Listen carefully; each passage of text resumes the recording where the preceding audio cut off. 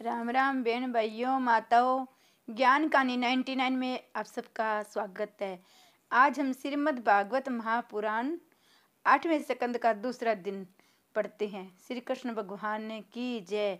इतने स्कंदों की हमने सुना, वो आप मेरे चैनल पे जाके प्लेलिस्ट के अंदर जाके सारे स्कंद अध्याय सुन सकते हो। अभी 8वें स्कंद का दूसरा दिन है। पहले दिन हमने गजेंद्र और मगरमच्छ का युद्ध देखा। सुना गया कि मगरमच्छ गजेंद्र के पांव पकड़ लेता है। गजेंद्र के साथ हथिनियां हैं, उनके बच्चे हैं, कोई भी उसकी सहायता नहीं कर पाता है। गजेंद्र को जब पता चलता है कि मैं तो अकेला हो गया, उसको यकीन हो गया कि ईश्वर के सिवाय मेरा कोई नहीं है। ईश्वर के आधार के बिना जीव निराधार है। अंत में सब छोड़कर चले जाते हैं। जिनके लिए सारे जीवन का भोग दिया वे भी छोड़कर चले जाते हैं। अंत काल में जीव को यकीन हो जाता है ईश्वर के सिवाय मेरा कोई नहीं है। अंत काल में जीव पछताता है, हाय हाय करके उसको ज्ञान जाती है, जान चली जाती है। अंत काल में हाय हाय करके हृदय जलाना नहीं चाहते हो तो अभी से हरि का नाम लेना शुरू कर दो। आज से श्री हरि का स्मरण करोगे तो अंत काल में भी श्री हरि याद आएंगे। पशु संग्रह नहीं करता है, मनुष्य संग्रह करता है। मनुष्य आने वाले कल की चिंता करता है। काल ने पाँव को पकड़ा हुआ है, ये भूलना नहीं चाहिए। पाँव की शक्ति छीन हो जाए तो मान लेना मरने का समय आ गया है। जब गजेंद्र भूत व्याकुल हो गया तब वह स्तुति करने लगा। गजेंद्र ने जो श्री हरि की स्तुति की उसकी बड़ी महिमा है। संसारी लोगों को गजेंद्र की तरह नित्य श्री हरि की स्तुति करनी चाहिए। इस तरह स्तुति करने से अज्ञान का नाश होता है, मरण सुधरता है। काल जब जीव को पकड़ने के लिए आता है तब वह प्रभु को पुकारता है, हे नाथ, मैं आपकी शरण में आया हूँ। जीव जब चारों ओर से निराधार बन जाता है तब पूर्व जन्म के संस्कार से, सत्कर्मों से वह प्रभु की शरण में जाता है। गजेंद्र स्तुति करता है। भिन्न भिन्न रूपों में नाटक करने वाले विनेता के वास्तविक स्वरूप को जिस प्रकार साधारण दर्शक नहीं जान सकता, उसी प्रकार सत्य प्रधान देवता या ऋषि भी तुम्हारे स्वरूप को नहीं जान सके तो फिर दूसरे साधारण लोग तो तुमको पहचाने कैसे सीखेंगे या तुम्हारे स्वरूप का वर्णन कैसे करेंगे। ऐसे दुर्गम चरित्र वाले हे प्रभु मेरी रक्षा करो। पशु तुल्य अविद्याग्रस्त जीव को अविद्या रूप फांसी की सदा के लिए काटने वाले, अत्यंत दयालु, दया करने में भी कभी भी देरी न करने वाले, नित्य मुक्त प्रभु की शरण में आया हुआ मैं वंदना करता हूँ। अपने अंश से सर्व जीवों को मन में तुम अंतर्यामी रूप से प्रकट हो रहे हो। सबकी नियंता और अनंत ऐसी मैं आपकी वंदना करता हूँ। हे मैं पशु हूँ, काल के पास में फंसा हुआ हूँ। जरा विचार करो, जीव मात्र पशु है, सब काल के मुख में फंसे हुए हैं। मुझे काल से बचाओ। जहाँ काल का अस्तित्व न हो वहाँ मुझे भी चलो। जहाँ काल है वहाँ दुख है। जिसके सिर पर काल है वह सुखी नहीं है। जहाँ काल न हो इसे अपने निज धाम में ले चलो। जो लोग शरीर, पुत्र, मित्र, घर, संपत्ति सब जनों में आसक्त है उनको तुम्हारी प्राप्ति होनी अति कठिन है, क्योंकि तुम सिवाय गुणों की आसक्ति से रहित हो। जीवन मुक्त पुरुष अपने हृदय में तुम्हारा निरंतर चिंतन करते हैं। सर्व ज्ञान स्वरूप सर्व समर्थ परमात्मा को मैं नमस्कार करता हूँ। हे नाथ, मगर के पास से छुटकर मैं जीने की इच्छा नहीं रखता हूँ। हाथी का शरीर अंदर और बाहर दोनों ओर से अज्ञान रूप आवरण से ढका हुआ था। ऐसे शरीर को रखकर क्या फायदा। मैं तो आत्म प्रकाश को ढक देने वाले उस अज्ञान रूप आवरण से छूटना चाहता हूँ कि जिसका काल क्रम से अपने आप नाश नहीं होता। उस अज्ञान आचरण का तो केवल आपकी कृपा से, तत्व ज्ञान से ही नाश होता है। हे नाथ, मुझ पर कृपा करो। शरणागत की रक्षा करने वाले हे प्रभु मेरी रक्षा करो, मैं तुम्हारी शरण में आया हूँ। गजेंद्र इस तरह दुख से आर्द्र होकर श्री हरि की स्तुति करता है। बड़े बड़े महात्मा गजेंद्र मोक्ष का पाठ करते हैं। जब काल पकड़ता है तब जीव भय से व्याकुल होकर कैसा घबराता है। ऐसा सोचकर गजेंद्र जैसे आदर बनकर गजेंद्र मोक्ष का पाठ करोगे तो जीवन सुधरेगा। स्तुति के एक एक श्लोक में दिव्य तेज भरा हुआ है।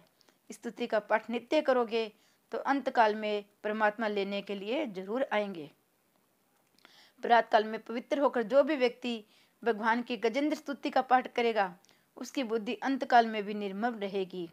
उसे अंत काल में भी श्री हरि का स्मरण रहेगा। स्तुति का पाठ मनुष्य को संकट से मुक्त कराता है। ये स्तुति दुष्ट स्वप्न के फल का नाश करती है। ये स्तुति का पाठ करने वाले को बुरे सपने नहीं सताते। ये जीव अंतकाल में भी घबराता है। जब वह चेतनहीन हो जाता है तब यमदूत उसे बाहर निकालते हैं। अंतकाल में जीव अति से दुखी होता है। ऐसे समय में ईश्वर का स्मरण हो सकना बड़ा कठिन है। ईश्वर की कृपा हो तभी उनका स्मरण हो सकता है। अतः हो सके तो प्रतिदिन गजेंद्र स्तुति का पाठ करो। हो सके तो मत्स्यावतारण चरित्र का भी पाठ करो। मध्य रात्रि को रास पंचाध्यायी का पाठ करो। ऐसा करने से प्रभु कृपा से काम उसे नहीं सताएगा। गजेंद्र प्रार्थना कर रहा है, अब तो मुझे अविनाशी दिव्य शरीर दीजिए। यमुना महारानी की कृपा से अलोक शरीर के नूतन तत्व का दान मिलता है। हे नाथ, कृपा करके मुझे अव्यय अविनाशी तेजोमय शरीर दीजिए। हे नाथ, आप श्राप सिंगरी पधारे। आप हे गोविंद, हे नारायण, मैं दीन हूँ, काल के मुख से मुझे मुक्ति दो। जब वह गजराज को बचाने के लिए ब्रह्मा आदि कोई भी देवता न आए तो परमात्मा को चिंता हुई। स्वयं दौड़ते हुए आई।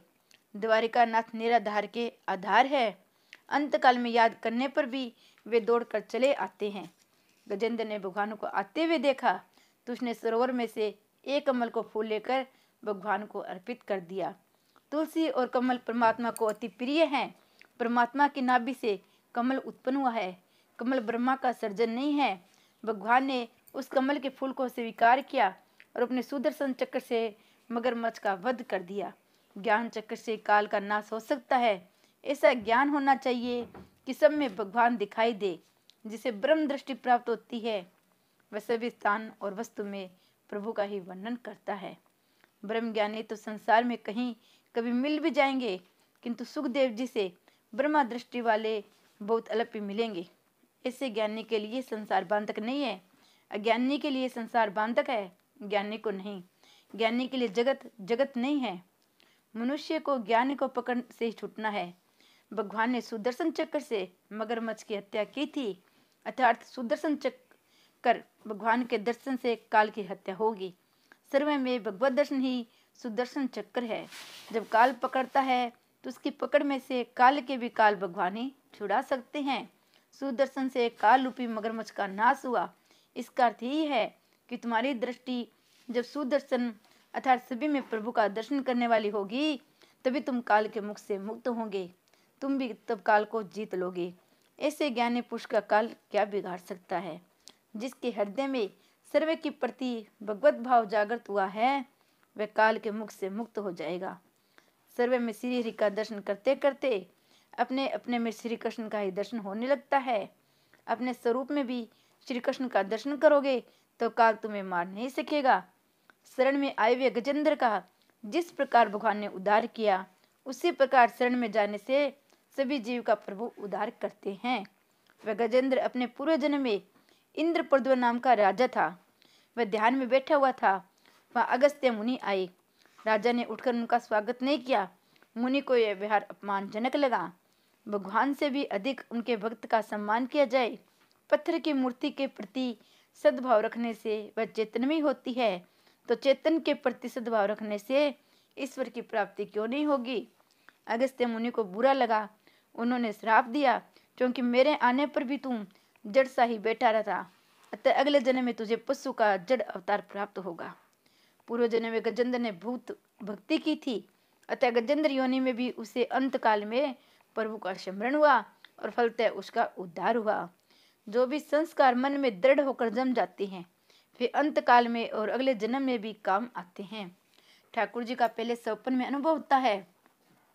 गोपाल शस्त्र नामावली में भगवान का एक नाम है भक्त नाम स्वपन वर्धन। भगवान ने गजेंद्र को सांख्य मुक्ति दी, अपने जैसा रूप दिया। गजेंद्र की बाती तुम भी दीनता और व्याकुलता से गजेंद्र स्तुति का पाठ करो। अंतकाल में ठाकुर जी गजेंद्र की बाती तुम्हें भी लेने के लिए जरूर आएंगे।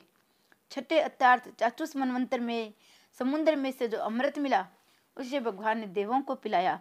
इस मनवंतर में भगवान ने अजित नाम से अवतार लिया था। समुद्र मथन करके अमृत निकाला। स्वयं विष्णु ने कच्छप रूप धारण करके मंदराचल पर्वत को अपनी पीठ पर धारण किया था।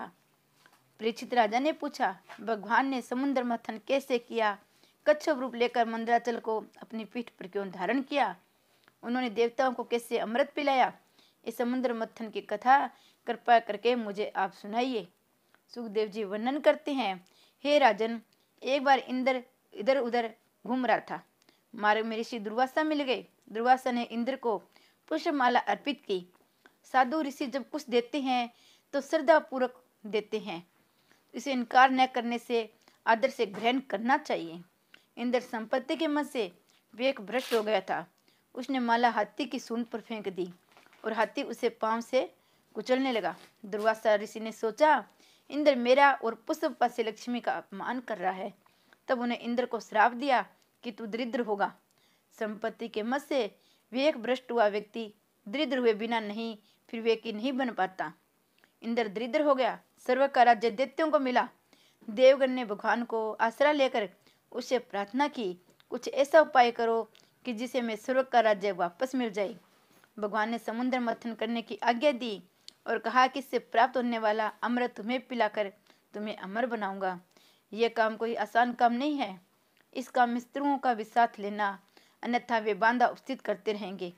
दैत्यों के साथ मंत्री करके उनकी प्रशंसा करना वे अभिमानी है, अतः अपनी प्रशंसा सुनकर वे मित्र बन जाएंगे। जिसे ज्ञान रूपी भक्ति रूपी अमृत मिलता है वह अमर हो जाता है। देव और दैत्य अमृत प्राप्ति के लिए समुद्र मंथन करने लगे। मंदराचल पर्वत को मथानी और वासुकी नाग का रास्ता बनाया गया। संसारी समुद्र है, अपने जीवन का मंथन करो। समुद्र मंथन जीवन का तो मंथन है। संसार समुद्र का मंथन करके ज्ञान और भक्ति रूपी अमृत प्राप्त करता है। ज्ञान और भक्ति रूपी अमृत का पान करने वाला अमर हो जाता है। मन को मंदराचल पर्वत की भांति स्थिर करो। मन ही मंदराचल पर्वत है, प्रेम डोर ही वासुकी नाग है। गए 16वें वर्ष में मनोमंथन शुरू हो जाता है। शिव पुराण में एक प्रसंग है। शिवजी ने कामदेव को आज्ञा दी कि बाल्यावस्था और वृद्धावस्था को छोड़कर मनुष्य को तुस्ताते रहना। युवावस्था में पूर्व जन्म के संस्कार धीरे धीरे जागृत होते हैं। उसमें अपने मन को मंदराचल पर्वत की भांति स्थिर करना चाहिए। मन को चंचल नहीं होने देना चाहिए। उसके लिए कम से कम 3 घंटे ठाकुर जी की प्रतिदिन सेवा करो। जब मंदराचल समुद्र में डूबने लगा तो भगवान ने कुर्मावतार लेकर अपनी पीठ पर उसे धारण कर लिया। अपने मन को भी तुम ठाकुर जी के किसी भी स्वरूप में स्थिर करके रखो। मन का संभव होता है मात्र साकार वस्तु का ही दर्शन करने का। सगुण का साक्षात्कार जब तक भली भांति न हो पाए तब तक निर्गुण में दृष्टि स्थिर नहीं हो पाती है। भगवान के सगुण स्वरूप में स्थिर हुआ मन उसके निर्गुण स्वरूप में स्थिर हो सकता है। निराधार मन संसार सागर में डूब जाता है। मन रूपी मंदराचल आधार के बिना स्थिर नहीं रह पाता है। उसे भगवत स्वरूप भगवान मंत्र के आधार की आवश्यकता है। उससे वह आधार मिलेगा तो वह संसार समुद्र में कभी नहीं डूबेगा। अनेक औषधियों को समुद्र में विसर्जित करके समुद्र का मंथन किया गया है। औषधि का एक अर्थ दवा है, दूसरा अर्थ है अन्न। जल और औषधि है, ये दोनों शरीर की आवश्यकता अनुसार देना चाहिए। भूख और प्यास का रोग मानो, उन्हें सहने की आदत डालो। जिस प्रकार रोग को मिटाने के लिए औषधि ली जाती है, उसी तरह अन्न जल को परमाणु अनुसार सेवन करना चाहिए। शरीर हल्का होगा, वजन ठीक से हो सकेगा। समुद्र में से प्रथम विष निकला और बाद में अमृत। मन को स्थिर करके प्रभु के पीछे लग जाओ तो वे पहले तो विष ही देंगे, किंतु उसे सह लोगे तो अमृत भी देंगे। महापुरुषों ने विविध कष्ट रूपी विष का पान किया था, दुख को सहन किया था, अतः उन्हें ज्ञान अमृत मिला। जीवन मंथन के प्रारंभ में विष ही मिलेगा। मंथन यौवन से शुरू हो जाता है। पहले विषय मिलेंगे और विषय विष जैसे ही तो है। निंदा और कर्कश वाणी विष है। निंदा और नरक एक ही है। निंदा रूपी विष सह लोगे तो अमृत मिलेगा। प्रतिकूल परिस्थिति में भी विष है, दुख भी विष है। विष की दुर्गति देवी से सही नहीं गई तो प्रभु ने विष पाने के लिए शंकर जी को बुलावा भेजा। जिसके सिर पर ज्ञान गंगा होती है वे विष को पचा लेते हैं। इस संसार का विष सभी को जलाता है, किंतु ज्ञान गंगाधारी को नहीं जला सकता। शंकर भगवान की भांति ज्ञान गंगा को सिर पर धारण करोगे तो विष सहन हो जाएगा। शिव जी की पूजा विष सहने की शक्ति देती है। शिव जी दान देते हैं, अतः विष सहने की शक्ति मिलती है। निंदा स्वरूप होने के कारण शब्द उसका आकाश के साथ होता है, आत्मा के साथ नहीं। ऐसा मानकर निंदा सहन कर लेनी चाहिए। देवों से शिव जी से विष पी लेने के लिए प्रार्थना की। उन्होंने पार्वती जी से अनुमति मांगी तो पार्वती ने कहा, ये सब तो स्वार्थी है, विष पीने से आपको अगर कुछ हो गया तो मेरा क्या होगा। शिव जी कहते, यदि सबका कल्याण हो सकता है तो भले चाहे मुझे दुख क्यों न झेलना पड़े। अन्य को सुखी करने के लिए जो स्वयं दुख सहले वही शिव है। स्वयं को सुखी करने के लिए दूसरे को दुखी करे वह जीव है। दूसरों के हित करने के लिए जो अपना स्वार्थ भी छोड़ देते हैं वह शिव है, और अपने स्वार्थ के लिए दूसरों का काम बिगाड़ते हैं वह जीव है। श्री कृष्ण भगवान की जय। जय श्री शंकर, शिव शंकर भगवान की जय।